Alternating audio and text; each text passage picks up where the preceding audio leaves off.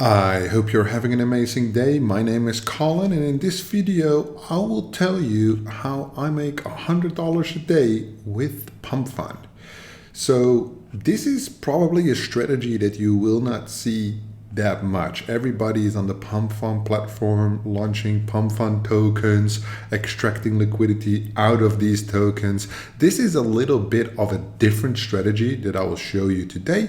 So pay attention, because I will give you the exact reasoning why it works so well, how it works so well, and what you need to be aware of if in any case it will not work so well. So obviously here we have the Pump.Fun token. That's what this strategy is centered around. And we're basically looking here at the Pump.Fun platform. So if you're not familiar with Pump.Fun, Pump.Fun is a platform where people can launch decentralized tokens on Solana. It is very famous. It has been for quite a long while and being the market leader. Now, recently, they have launched their own token. As you can see, it's been a steady decline of the token price, and that is where we will find the opportunity. The question is, how does it work, right? So I'll take you through it step by step in order to ensure you completely understand what the opportunity here is, because the difference between $100, $1,000, $5,000, $10,000 a day is simply your risk appetite. I can tell you that my risk appetite for this is pretty big. However, I do not like to overly commit to the risk. So for me, it's been a consistent printer at around $1,000, $2,000 a day, which I'm extremely happy with, right? I don't need to take on more risk, because sometimes you're right until you're wrong, and that's not nice. So we need to know where we can go. We can go to OKX, Coinbase, Bybit, MEXC Gate, or most of the exchanges. You will need to use a centralized exchange account to utilize this strategy. Now, there's multiple points that are important here. The first point is we're not just trading the token on spot, right? What do we need to be aware of in this case? Because we're going to have a look at the future trading, but we need to forecast the pattern. The question is, what is the pattern made up of here? So Pump.Fun raised their latest round, yeah? So we're going to Pump.Fun token price public. This is what we want to know, right? So here it's basically stating it has gone down. Okay, we're going to go to crypto rank because we want to know what they raised their last round on. We're going to go to token sale. I'm just going to wait for it to load, right? So 600 million raised, right? And I think they raised that at a token sale amount. Sale starts. There's a spreadsheet. The last round it was raised. What is the multiplier? I don't think, maybe it doesn't have the FDV, but if I recall it correctly, or here FDV 4 billion, right? I might have seen 6 billion somewhere, but let's say 4 billion, right? That it reached. So the FDV right now is 2.4 billion, so it's almost 50% down. That math doesn't really add up, so it should probably be 6 billion. All right, officially live and transferable, listed on the exchanges. But it doesn't matter whether it's 6 billion or 4 billion. That's a very, very significant FDV compared to other tokens in the market. So this is where we start. We make a relative comparison to new tokens launching in the market. So if you are aware, most tokens, they launch between, let's say, 10 million, not billion, 10 million, and let's say maximum 500 million, right, for the big blockchains. So 6 billion or even 4 billion with a B is in this case extremely significant, right? You can see here big projects like Monero are running a market cap, not FTV, but a market cap of 6 billion. So they're giving themselves an extremely high valuation. Why that high valuation? I have a overview from Blockworks here where we can see revenue. So you can see basically total revenue in January. This is week by week, but this was a week where they pulled in $43 million, right? Let's do it month to month. Might be easier. 143 million in January. December, 100 million. November, 110 million. February, 73 million. Extremely significant volume relative to the market, right? You see here the volume on the AMM, you see the bonding curve volume, and you see the amount of tokens, right? Now, this is the one where they basically present the value of, hey, we have X amount of revenue. That means that the multiple against that revenue will come to the valuation. It's still extremely inflated, but it's a potential future outlook of what that token might do, right? Now, this is the question. 6 billion, 4 billion, right? Let me work with the number 4 billion because it's a little bit more conservative, although still ludicrous high.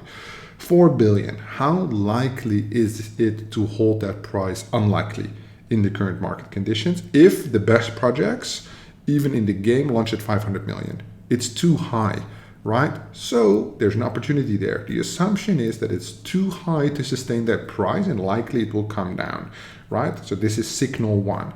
Now, of course, making these type of assumptions, it's not your strongest bet. We want to work with data. So we're going to have a look at the data, right? At the moment, we're going to look at it day by day. So day by day, this token was launched, let's say 12th of July. Yeah, we have the indexing here. So we're going to look at 12th of July. At that moment, the revenue was already down from, let's say, $1 million a day to 400K, 60% down, right? In terms of the total revenue volume. Now, when we're looking at the market cap of Pump.Fun tokens, okay, some of them did a little bit better. It's kind of irrelevant for us here. This is very relevant. And this is very relevant. So the Pump.Fun swap volume, how much activity takes place? It's obviously aligned very similar because based on the swaps, they make revenue. So in that case, this is very similar to this as a pattern, but still important to look at for the pump swap volume. When it comes to the bonding curve volume, this basically means the amount of tokens being pushed in terms of money into the bonding curve in order to allow graduation, meaning that a token actually is going to be deployed further into the open market. So you see here high volumes, November, December, January, but it didn't sustain over that, let's say, second into the third quarter here of 2025, aligned with, hang on, let me set this back 2 weeks, aligned with this drop, right? This drop to this drop, this drop to that drop, it's similar. However, here is something interesting, right? We're gonna put this on day. You can see that we went from 130,000 to 130 million, I apologize, to 40 million. Here we went from 250, 200-ish to 50, 70. Right? So that drop here is way more significant on the graduation part than it is on the volume part. So there were perhaps more tokens, but less inflow. Now, the interesting component here is that there's a lot of FUD. The price is going down, volumes are slowing down, revenue is drying up, right? So we have too high of an FDV. In addition to the metrics on the product slowing down, is being less successful. The question is why? If it has performed for such a long time on such a tremendous scale, making so much money, we can look at how much money did they even raise. You know, 600 million, 750 million, 12.5 million on a KuCoin. You know, I think all in all, maybe this is the round we should be looking for, right? At a 4 billion FDV where it was raised, 700 million. Whether it's 700 million or 600 million, it doesn't matter. It's an absolutely insane amount of money that they raised, right?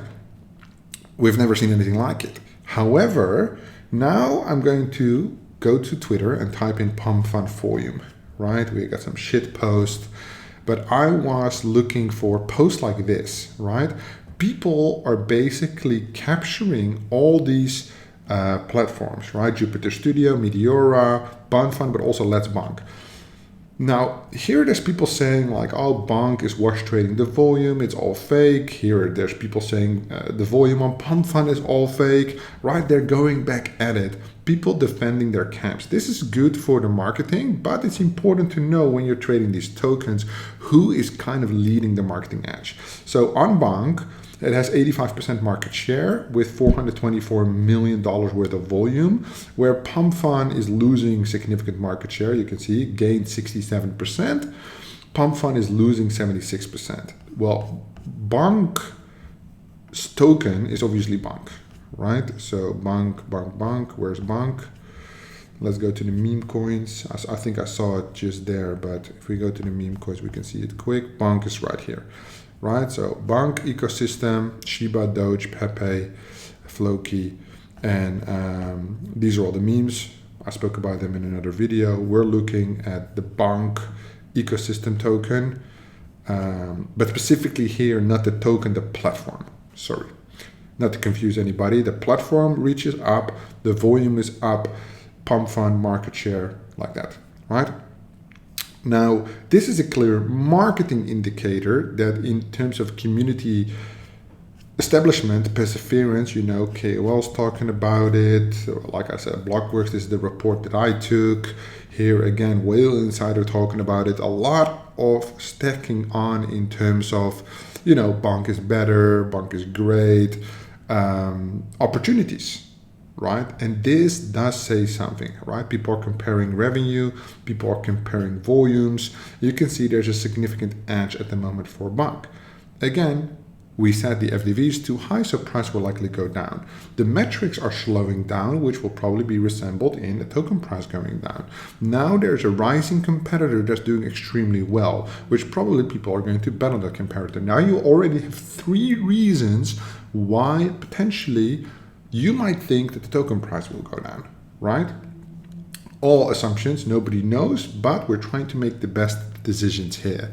Now there's one more interesting component, which is the potential airdrop, right? So once you scroll through this, and I definitely recommend you to do this yourself as well, that, for example, the founder of Pump.Fun has indicated an airdrop, right? He said the airdrop will not be immediate, but this is more than 4 or 5 days ago he hasn't tweeted, right? And normally he would tweet multiple times a day after giving an interview with Thread Guy, which is kind of strange, right? Now, overall, the hinting of the airdrop is a very important mechanic because they stated we will give the airdrop to people as a reward. Well, here we're kind of angling on it, to people contributing to the Pump.Fun ecosystem, right? Why is that dangerous? Because people on the Pump.Fun ecosystem, like here, like doing live streams, like doing whatever, are notoriously known for yeeting tokens, meaning they just are there for the money and they just want to dump their tokens as soon as possible, right? Just make money. So what's going to happen if you're going to airdrop tokens to these users? They're going to dump it, right? They are going to dump their tokens, which is great for us because that would mean that the demand doesn't change. The supply gets hammered, right? Because more supply in the flow, less demand, price will go down even more. So now we have 4 prediction patterns and this price just keeps moving down. What was the price this morning? The price this morning was 12% higher than it is right now. This shit is too easy. So what are you going to do? Depending on if you have a Bybit, Coinbase, OKX, BitGet account, go to Bybit, let's say, go to the official website.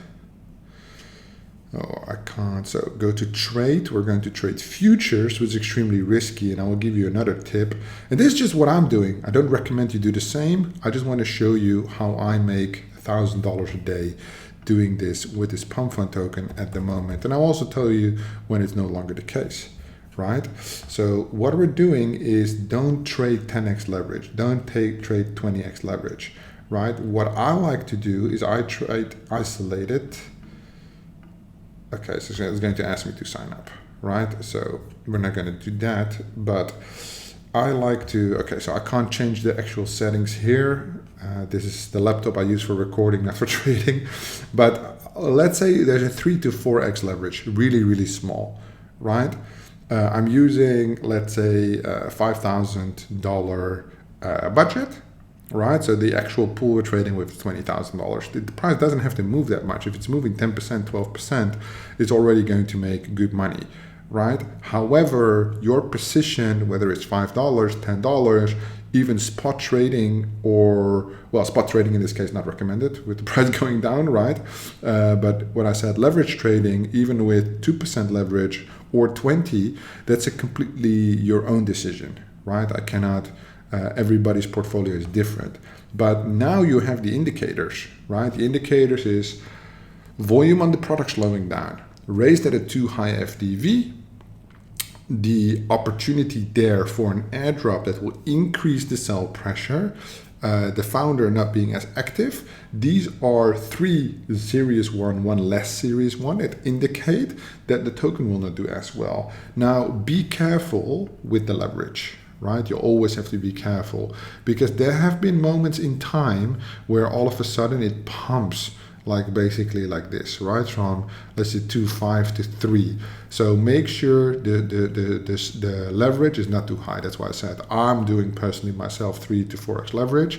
And this has been consistently, as you can see, going really, really well every single day.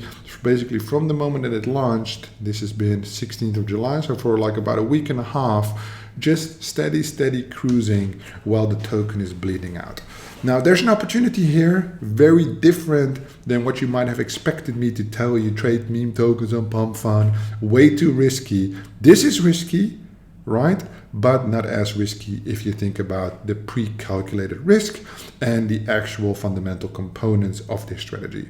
If you have any questions, feel free to let me know in the description down below, and I will do my best to answer them for you. Thank you so much for watching, and I will see you in the next one.